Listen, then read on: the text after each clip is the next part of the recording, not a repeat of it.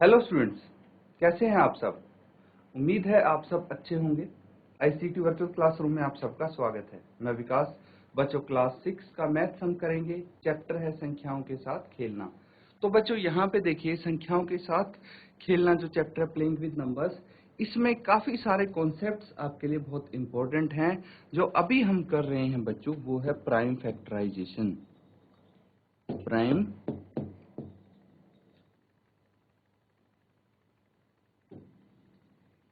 Factorisation क्या बोलते हैं बच्चों इसको हिंदी में?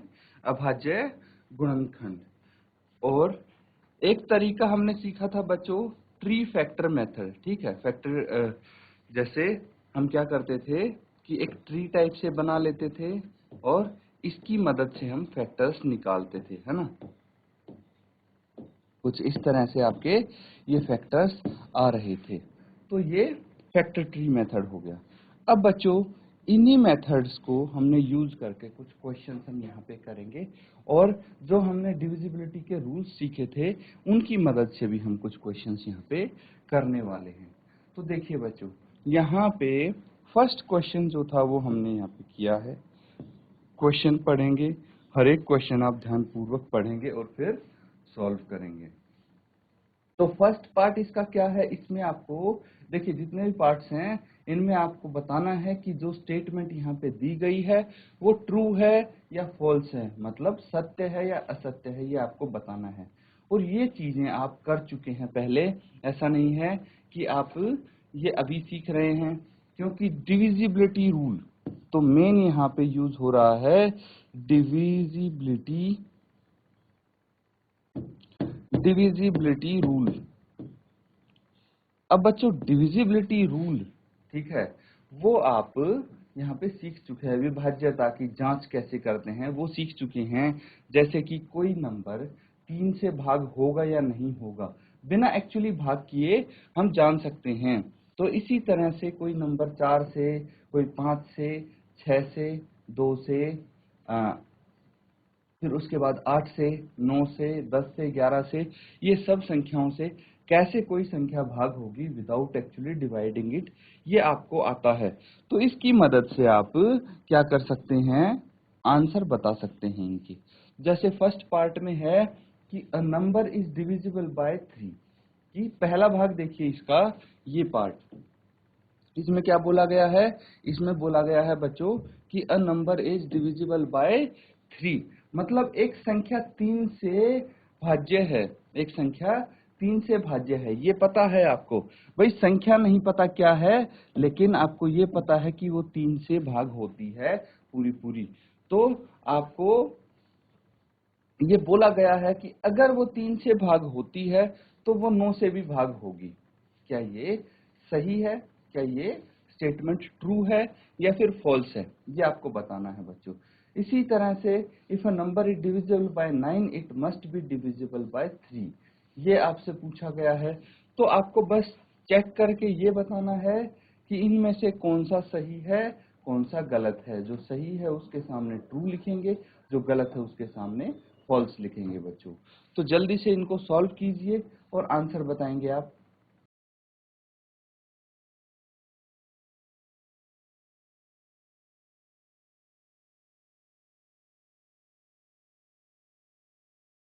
देखिए बच्चों, जो फर्स्ट पार्ट है, अब मैं यहाँ पे आपको एक्सप्लेन करता हूँ। सबसे पहले तो आपको ये जो क्वेश्चन है, ये पार्ट है, स्टेटमेंट है, ये समझ में आना चाहिए हिंदी में, इसलिए मैं साथ साथ बताता रहूंगा ताकि आपको समझ आ जाए, समझ पाए आप। तो पहले में बोला गया है कि अगर ये नंबर 3 से डिविजिबल है, 3 से विभाज्य है, तो 9 से भी विभाज्य होना चाहिए। ऐसा कोई रूल नहीं है बच्चों, ठीक है, कि अगर 3 से डिविजिबल होगा तो वो नंबर 9 से डिविजिबल होगा। क्योंकि देखिए, वैसे तो आपको पता है कि 9 3 का गुणज है ना, 9 3 का गुणज है। लेकिन जब गुणज है तो ऐसा कोई रूल नहीं है कि भाई 3 के जितने भी गुणज होंगे उनसे, अगर 3 से कोई नंबर डिवाइड होगा तो इसके गुणज से भी डिवाइड होगा, ऐसा कोई रूल नहीं है।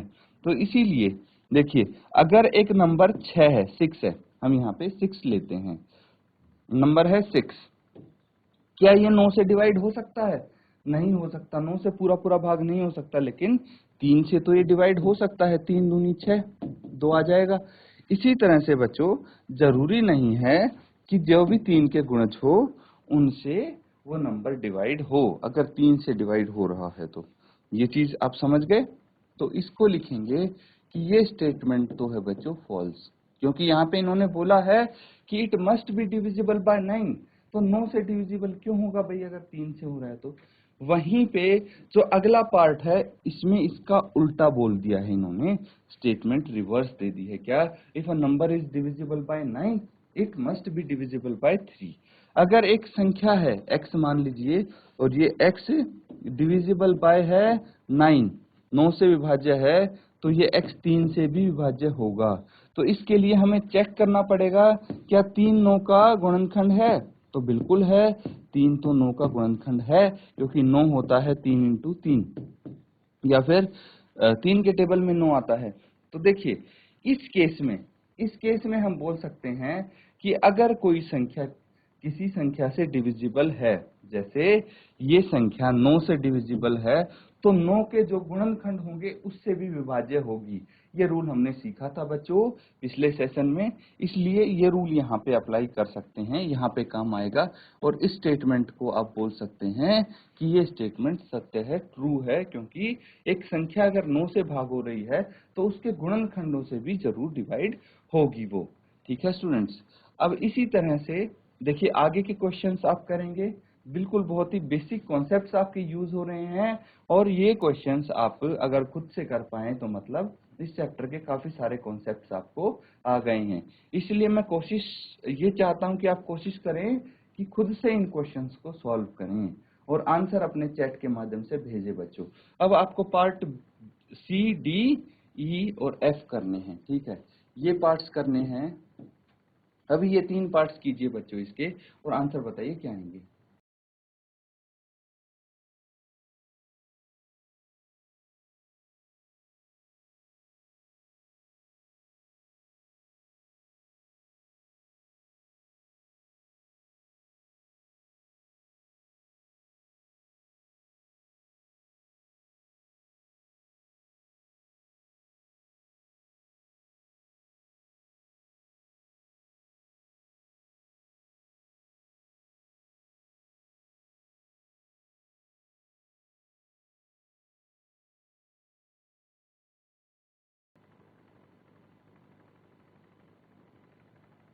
तो स्टूडेंट्स जिसका भी आंसर आया है अपना आंसर आप चैट के माध्यम से सेंड कर देंगे, ठीक है? अब देखिए कि नेक्स्ट पार्ट में क्या बोला गया है। A number is divisible by 18। आप देख पा रहे हैं क्वेश्चन। सी पार्ट देखिए, a number is divisible by 18 if it is divisible by both 3 and 6। तो क्वेश्चन ध्यान से पढ़िए, हल्की सी आपने समझने में मिस्टेक कर दी तो क्वेश्चन का आंसर आप नहीं दे पाएंगे। बोला गया है कि अगर अगर एक संख्या 3 और 6 दोनों से विभाज्य है, क्या? अ, अगर एक संख्या 3 और 6 दोनों से विभाज्य है तो वो 18 से भी विभाज्य होगी। क्या ये सत्य है या असत्य है, ये आपको बताना है बच्चों। तो देखिए 3 और 6 दोनों से अगर वो संख्या विभाज्य होगी, ठीक है, 3 और 6 दोनों से डिविजिबल होगी, तो 18 से डिविजिबल हो ये जरूरी नहीं है बच्चों, ठीक है? ये जरूरी नहीं है कि वो 18 से भी डिविजिबल हो। क्यों? अगर ये इसका उल्टा होता, है ना, इसका उल्टा होता कि एक संख्या 18 से डिविजिबल है तो वो 3 और 6 से भी डिविजिबल होगी, तो ये सत्य होता, क्योंकि ये इसके गुणनखंड है। 18 के गुणनखंड क्या हो गए?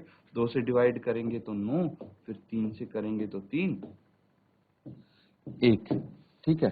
तो आप देख सकते हैं 2 इंटू 3 6 होता है, तो 6 और 3 ये इसके गुणनखंड हैं। इसीलिए आप ये बोल सकते हैं कि अगर 18 से डिविजिबल है तो उसके गुणनखंडों से भी डिविजिबल होगा।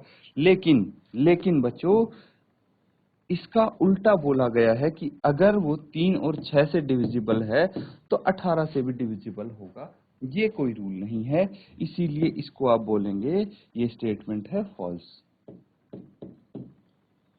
ये है फॉल्स। अब अगला पार्ट देखिए, a number is divisible by 9, एक संख्या 9 से भी डिविजिबल है और 10 से भी डिविजिबल है, तो क्या इनका जो गुणन होगा, मल्टीप्लाई इन करके इन नंबर्स को आएगा, क्या उससे भी डिविजिबल होगी? तो बिल्कुल इसका आंसर ट्रू होगा बच्चों। क्या होगा? ट्रू, या फिर सत्य बोल सकते हैं इसको। ऐसा कोई लिखा, ध्यानपूर्वक देखिए, जो 9 और 10 हैं वो हैं कोप्राइम नंबर।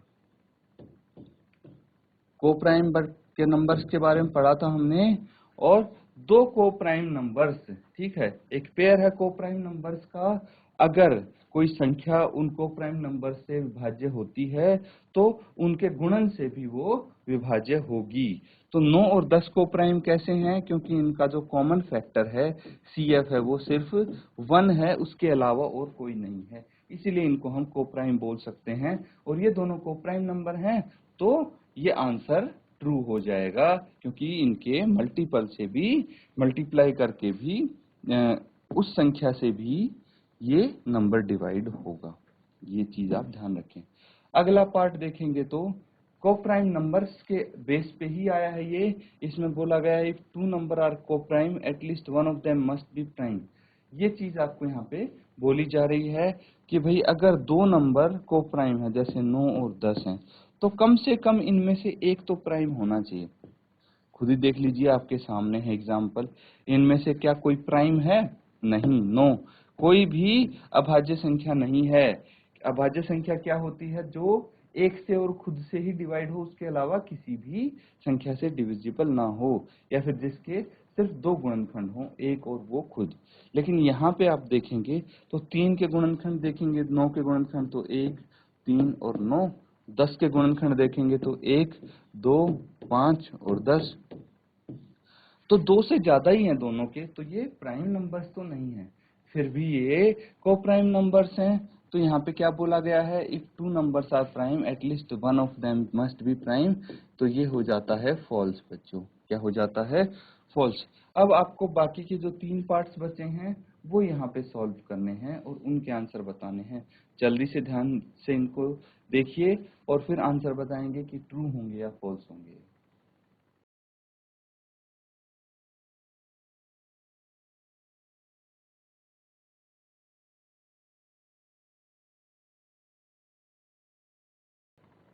तो बच्चों यहाँ पे ये क्वेश्चंस आपने कर लिए हैं।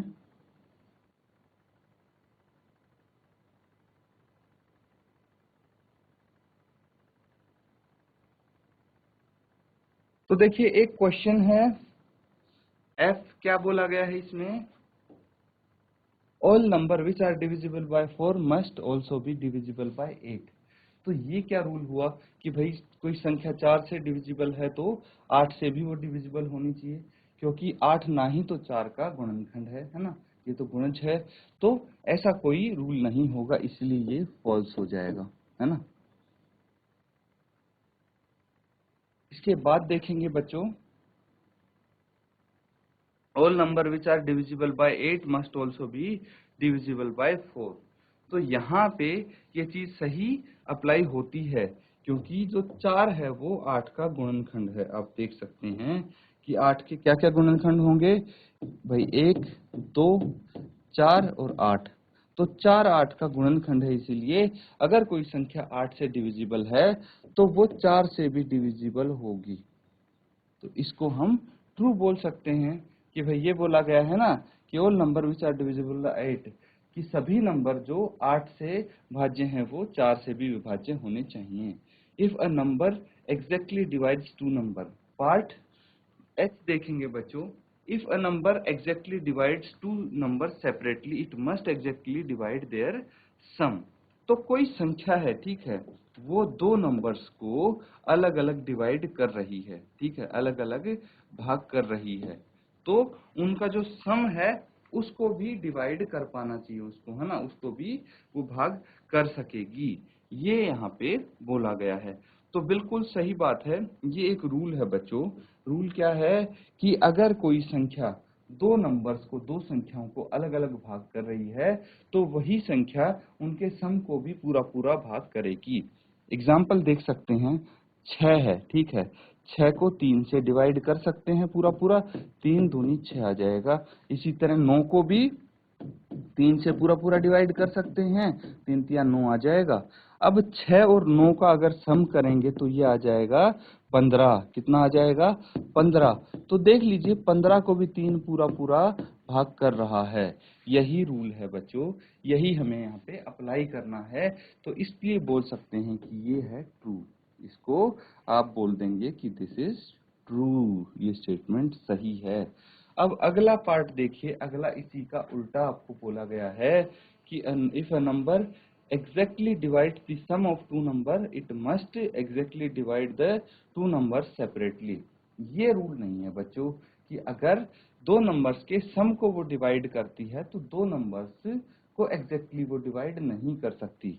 एग्जाम्पल के तौर पे बताता हूँ, यही एग्जाम्पल ले लेते हैं।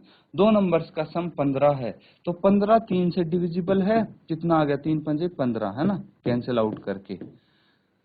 लेकिन दो नंबर्स के सम को वो संख्या डिवाइड नहीं करेगी। जैसे 11 प्लस 4 कितना होता है? 15 होता है। तो 15 तो 3 से भाग होता है, लेकिन ना ही 11 होता ना ही 4 होता है ना। तो यहाँ से हम चेक कर सकते हैं कि भाई दो नंबर्स के सम, अगर दो नंबर का योग किसी संख्या से डिवाइड होता है तो जरूरी नहीं है कि वो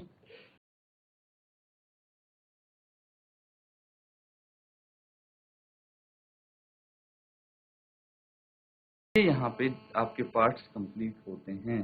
तो स्टूडेंट्स, आप देख सकते हैं किस तरह से हम जो बेसिक कॉन्सेप्ट यूज करके इन स्टेटमेंट्स को आप पता लगा सकते हैं कि ट्रू हैं या फॉल्स हैं। यहाँ पे आपके काफी सारे बेसिक कॉन्सेप्ट्स क्लियर हो गए हैं बच्चों। तो इनका आपका होमवर्क यही रहेगा कि इन सबको रिवाइज करना है बच्चों, ताकि अगले सेशन में और जब भी हम इस टाइप के क्वेश्चन करेंगे तो आपको बेसिक कॉन्सेप्ट पता रहे। इसी के साथ स्टूडेंट्स आज का सेशन खत्म करते हैं। Thank you and have a nice day.